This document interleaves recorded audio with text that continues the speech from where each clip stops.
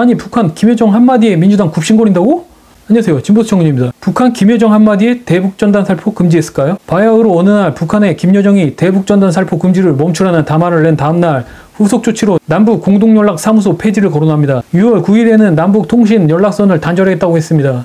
남한의 반응이 없자 6월 13일 김여정은 남북 공동연락사무소가 형체도 없이 무너지는 비참한 광경을 보게 될 것이라 라고 하자 문재인 청와대는 국가안전보장회의를 개최하고 대책을 논의합니다. 이틀 뒤인 2020년 6월 15일은 남북 공동선언 20주년이라 북한의 말뿐이 위협이라 느꼈는지 청와대는 구체적으로 대응 방향에 대해 거론하지 않았죠. 6.15 남북 공동선언 20주년 기념행사에서 문재인 대통령은 대화의 창을 닫지 말 것을 요청한다 라는 말을 하며 북한 달래기를 시도합니다. 우리가 대북 특사를 보내겠다는 대북 통지문을 보내기도 했으나 북한은 특사 파견을 간청하는 서푼짜리 광대극을 연출했다 라는 메시지로 남한의 요청을 거절했습니다. 다음날 2022년 6월 16일 오후 2시 49분 북한은 정말로 남북 공동연락사무소를 실제로 폭파했습니다. 남북 공동연락사무소는 대한민국 세금으로 지어진 건물이죠. 토지는 북한 보유지만 건물은 명백히 대한민국 자산입니다. 북한은 건물이 자신들의 재산인 것처럼 폭파했습니다. 언론사마다 조금씩 다르지만 최초 건설 비용은 113억 원, 2년간 운영비 100억 원, 폭파 당시 옆에 있던 개성공단 종합지원센터는 건설 비용이 530억 원입니다. 문재인 청와대는 북측의 언행 전혀 도움이 되지 않을 것, 모든 사태의 결과는 북측 책임이라는 성명을 내긴 했으나 행동으로 보여준 건 아무것도 없었죠. 폭파 사건의 하루 뒤 김여정은 대북전단 살포와 관련해 사죄와 반성, 재발 방지를 요구했습니다. 아니 방귀 낀 놈이 성내내더니 자기 마음대로 이 남북 공동연락사무소를 폭파한 사람들이 어이가 없습니다. 남한은 남북 공동연락사무소를 돈을 내고 지어준 쪽과 협의도 없이 자의적으로 폭파시켜놓고 사과와 반성이라뇨. 이런 말도 안 되는 김여정의 요구에 김현철 통일부 장관은 사의를 표명하고 물러났죠.